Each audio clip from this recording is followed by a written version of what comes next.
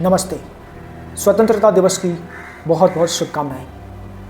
आज आज़ादी के 78 साल बाद भारत किस दिशा में है, किस स्थिति में है, इससे जुड़ी हुई अपने मन की कुछ भावनाएं मैं आपके समक्ष प्रकट करना चाहता हूँ।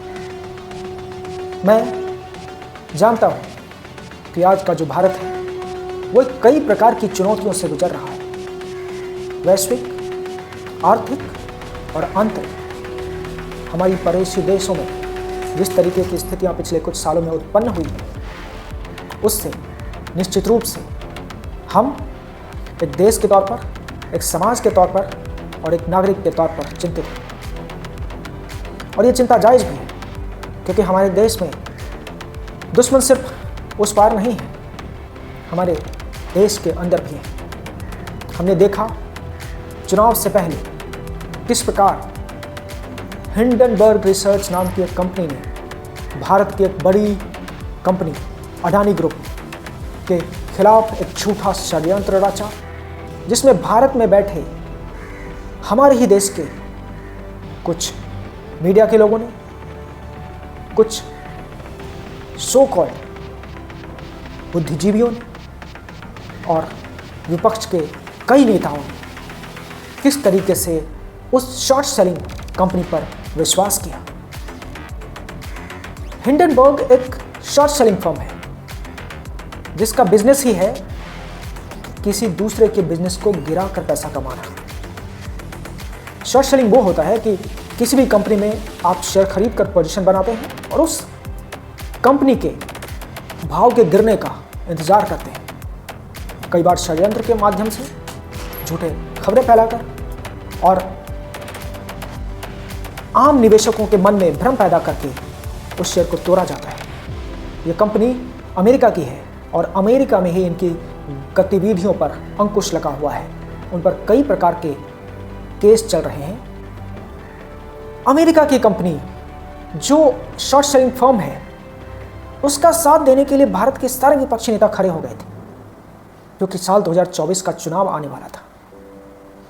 जिस रफ्तार से भारत तरक्की कर रहा है, भारत का शेयर बाजार जिस तरीके से आगे बढ़ रहा है, ऐसे में यह एक मौका लगा विपक्षी पार्टियों को, क्योंकि प्रधानमंत्री मोदी का जो काम करने का तरीका है, पिछले 11 वर्षों में जिस तरीके से प्रधानमंत्री ने काम किया है, भारत के हर क्षेत्र में जिस तरीके के विकास हुए हैं, चाहे सड़क निर्माण हो, रेलवेज का इंफ्रास्ट्रक्चर डेवलपमेंट हो, हवाई अड्डों का निर्माण हो, शिक्षण संस्थानों के निर्माण हो, या फिर देश की विकास दर में लगातार बढ़ोतरी का मामला हो।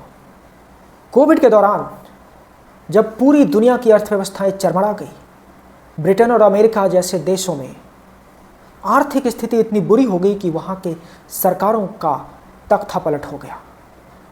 बोरिस जॉनसन और डोनाल्ड ट्रंप की सत्ता छिन गई, लेकिन भारत कोविड के दौरान भी मजबूती के साथ खड़ा रहा और लड़ा। भारत आज दुनिया की सबसे अधिक जनसंख्या वाला देश है। पूरी दुनिया की मीडिया ने, यहाँ तक कि भारत के मीडिया ने भी भारत की पूरी व्यवस्था को चरमरा जाने का अनुमान लगाया, लेकिन भारत ने उसके विपरीत प्रदर्शन किया। कोविड से लड़ा भी और अपनी अर्थव्यवस्था को बेहतर भी बनाया। आज भारत का शेयर बाजार सूचकांक दुनिया में सबसे तेजी से बढ़ रहा है। जीडीपी में सबसे तेज ग्रोथ है। थोक और खुदरा महंगाई दर पूरी दुनिया में सबसे कम है। कोविड महामारी के बावजूद भारत ने जिस तरीके से तरक्की दिखाई है, वो निश्चित रूप से पूरी दुनिया के लिए एक सबक है और रिसर्चर्स, प्रेडिक्टर्स के लिए एक सीख भी। हिंडनबर्ग रिसर्च नाम की इस कंपनी को ताकत दी भारत में बैठे उन नेताओं ने जो मोदी की दुर्गति की कामना कर रहे थे। उनको लग रहा था कि यही एक मौका है जब मोदी को घेरा जा सकता है, भारत में आर्थिक अस्थिरता लाई जा सकती है। और हुआ भी कुछ ऐसा ही, क्योंकि हिंडनबर्ग रिसर्च नाम के इस कंपनी का भारत की मीडिया और भारत के विपक्षी राजनेताओं ने भरपूर साथ दिया और अडानी ग्रुप के शेयर्स 50 से 75% नीचे गिर गए।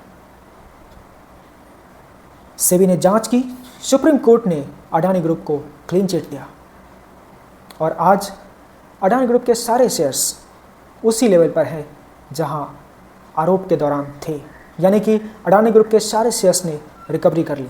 कोविड महामारी के बाद जो इकोनॉमिक क्राइसिस आई, उससे अमेरिका और ब्रिटेन जैसे देशों में तख्तापलट हो गया और आज भी वो उस महामारी से उत्पन्न परिस्थितियों से उबर नहीं पाए हैं।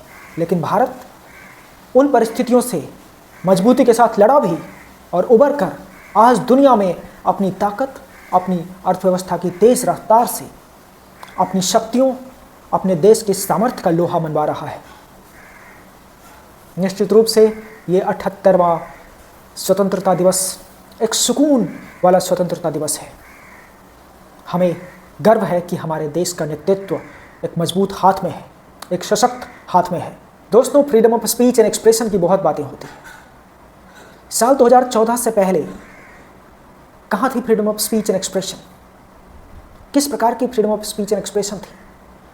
आपको याद होगा, कोई भी व्यक्ति अगर सरकार के खिलाफ कुछ भी बोलता था तो उसके ऊपर झूठे चार्ज लगा दिए जाते थे, उसे जेल में डाल दिया जाता था।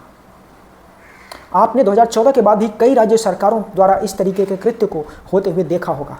कई जर्नलिस्ट को, कई कार्टूनिस्ट को किस तरीके से प्रताड़ित किया गया। लेकिन ऐसी परिस्थिति में भी एक ऐसा नेता है, एक ऐसी पार्टी है, मैं किसी पार्टी और किसी नेता का समर्थन नहीं कर रहा हूँ, जो सच्चाई है वो बता रहा हूँ।